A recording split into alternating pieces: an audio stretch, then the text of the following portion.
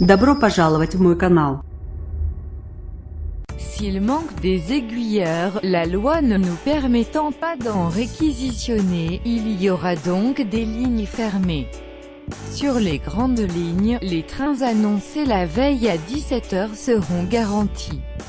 Nous enverrons un mail ou un SMS à toutes les personnes qui ont une réservation pour confirmer ou infirmer la circulation de leur train la veille à partir de 17 h, a expliqué le patron de la SNCF, dans une interview publiée dans le journal du dimanche, après avoir conseillé vendredi aux voyageurs de renoncer au train à partir de 19 h lundi.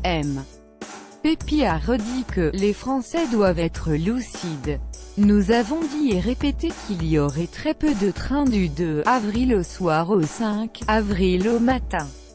Il ne sera donc pas raisonnable de venir dans une gare si votre train n'est pas confirmé.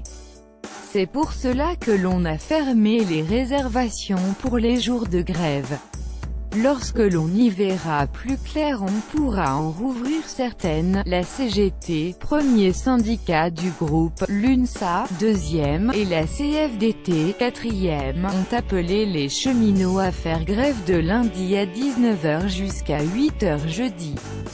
C'est le premier des préavis de 2 jours de grève sur 5 qu'ils pourraient déposer jusqu'à fin juin pour contrer la réforme de la SNCF voulue par le gouvernement. Sudrail, troisième syndicat, a déposé de son côté un préavis de grève illimité, reconductible par 24 heures, qui débutera à 20 h lundi. Par ailleurs, Guillaume Pépi a anticipé la difficulté de la succession des séquences de grève. 3 jours après la reprise du trafic, une nouvelle séquence de grève démarrera. Cela va désorganiser complètement la production.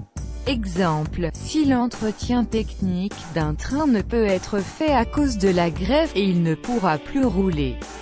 Et nous finirons par manquer de matériel, craint-il. De son côté, la ministre des Transports Elisabeth Borne, dans une interview aux Parisiens dimanche, a haussé le ton. Je le dis clairement, personne ne peut comprendre que les syndicats de cheminots engagent une grève longue et pénalisante alors que le gouvernement est dans le dialogue, a-t-elle lancé. Je déplore franchement cette grève très pénalisante pour les voyageurs.